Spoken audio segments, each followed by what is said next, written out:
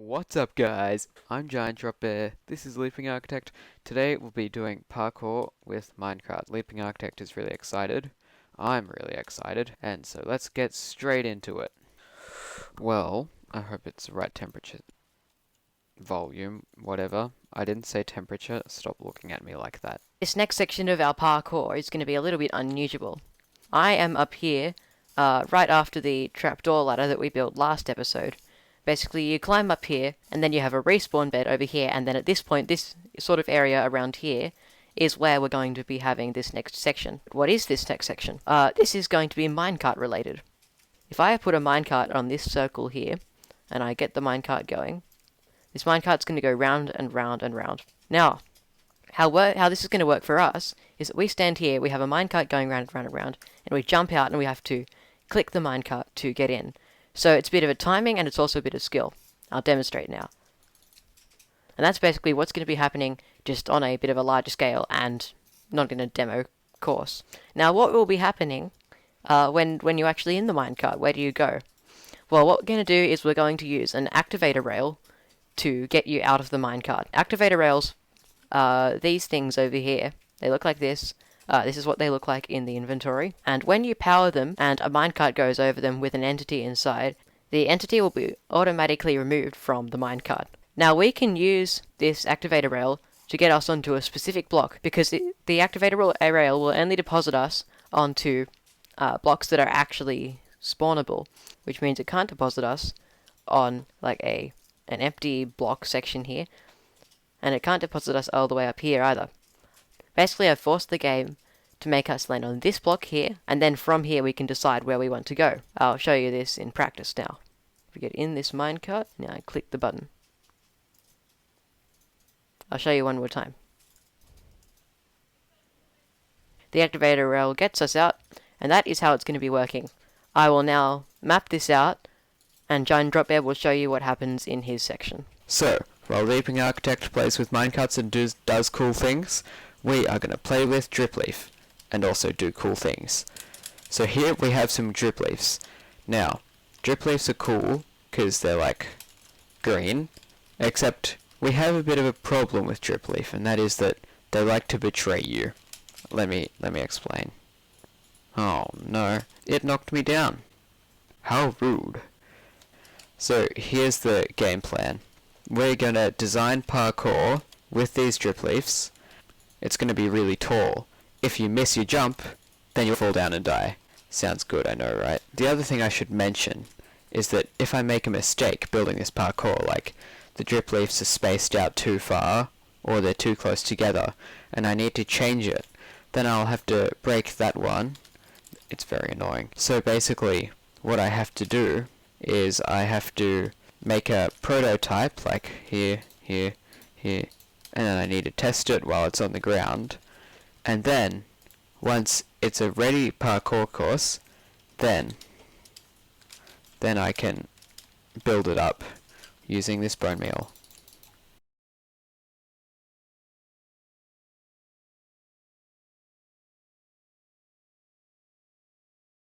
I just used bone meal, and this went all the way to build height. Through the clouds. Maybe we can put the parkour all the way up here. Okay guys, I've been survival testing for a bit, and I've realized a problem with our system that I'd completely forgotten about. So now I'm going to just quickly show you what it is, and we'll have to fix it. Basically, do you remember this piston thing from last episode? Basically what we do is we hit this lever, and then we have to get through to the water by getting through this piston clock. And then what we do is we come over here and complete the trapdoor ladder.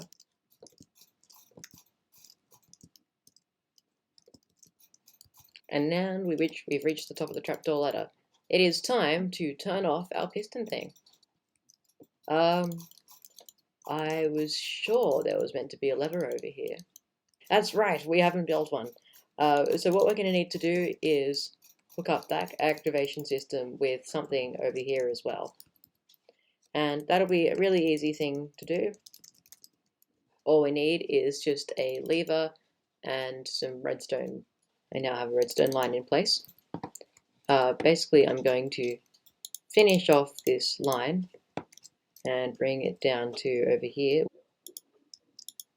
I have here a torch tower. If I power this block, then I'm going to be burning out this torch, or at least I'll turn it off like this one here. So the torch is powering this block, which is burning out this torch. So if I give this torch power, then I've turned this one on, which lets this one power, this one, and so on and so forth, until I now have this. Everything's powered basically. And then if I turn this off, then all of the torches change, and you can see that that's now activated. So you'd think this is actually all the solution that we need. Well, that's not actually right. I'll show you what happens. So if I click this lever, you can see that the system is now off. So then I go, now what I want to do, this lever to turn it on. And then I go through to do the parkour and everything. I ended up over here at the trapdoor ladder, where I click this lever and it's turned off.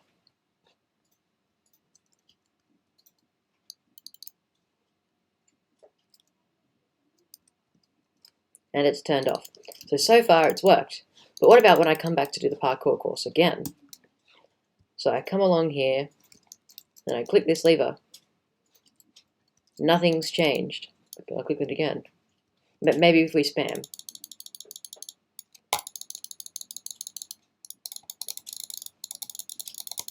Alright, spamming doesn't seem to work.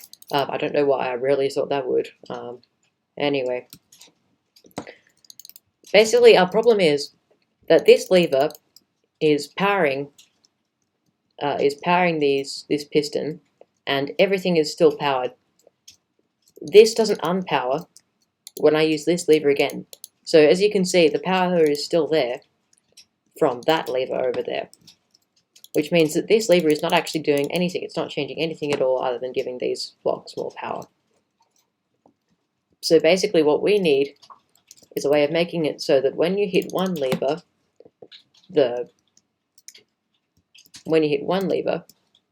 system changes, and then when you hit the other one, no matter which one you hit, the system will change again. Basically what I mean is I can go over to this one and click it and turn this on, and then I can also go over to this one, click it, and then turn it off, and also then click this one to turn it back on again. And there's a really simple solution to this, and that is a circuit called T flip-flop, and I'll show you basically what that is. So there are actually a couple of different ways that you can make a T flip-flop. I'm going to be using an observer-based one, which I think is actually the easiest to at least understand, or to make in general. But the mechanic it revolves around is this. Observers give a one-tick pulse. When you give a sticky piston a one-tick pulse, it'll push its block out, and then when it retracts the piston, it won't actually keep the block. So I'll show you if I give the observer an update. This block is still out there, and then if I break this one again, the block comes back. This means that no matter where I give this means that I can have multiple inputs for my activation system. So basically if I go over here, I click this lever and then the block goes away, I can click it back, and so on. And then if I click this one here, it happens whatsoever, it doesn't really matter. And this is how we're going to be making a T flip-flop for our circuit over here. I now have the T flip-flop built into our regular system, and here is how it works. Basically we have our regular activation lever over here, and now it's turned off. What we're using here is just a redstone block to power this piston. So when I click this one, I'm just giving the observer an update by powering and unpowering these pistons. Anyway, but I can click this one here, that stops the system, and then if I come over here I can just quickly turn that one, and there we go. Which means we now have a fully functioning off and on system for our piston drop down, and that is very good. We have made it to the top of the trapdoor ladder, and now we will come over here, set our spawn. I've put in the minecart section, as you can see behind me, it goes all over the place. I've done some survival testing so that this block didn't used to be there, but I've been doing some testing on this. There we go, I got into it. And then Activator Rail, and then some simple parkour right here. A glass pane to make it a bit easier. Then we get over here and set our spawn. I have done quite a bit of survival testing, and GiantDropBear has been working out some stuff for the next section, which is the drip leaf section. And now he'll explain where he's up to with that now. So down here, we've got a platform. This platform is an exact replica of the one that's above, and that's the actual height platform. So down here, I mapped out the next parkour using these grass blocks. Now the job is to place drip leaves on these and use bone meal on the drip leaves to make them go taller until they're at our parkour course's height. You'll notice that different from some of the other sections of parkour, it's a bit of a scatter. So instead of you having like a line, use whatever blocks are there to get to your objective. And I think that's pretty cool. Without further ado, let's do this.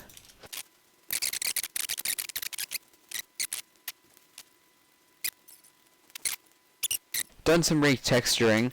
This glass and wood wasn't here earlier, and of course this wasn't here. We've been doing a fair amount of survival testing.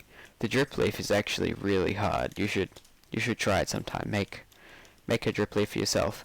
And I built this platform over here, and this redstone block is here so that you can stop here for a break after your first jump.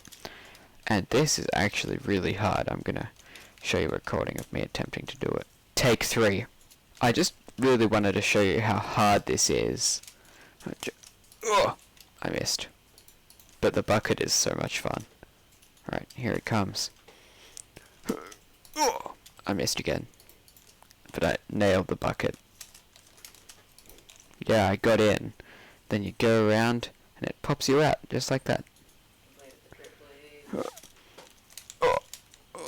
Oh, too cool. Super sweaty drip leaf parkour. Oh no, I missed! Ah, so close. That's it for today, guys. If you liked the video, hit that like button, and if you want to see more videos like this, then you can watch the previous videos. And our next video is probably going to be about block clutching, so subscribe if you want to see that. Anyway, thanks for watching, goodbye. I just want to show you how hard this minecart is. Oh, it's stuck again. Simple, and then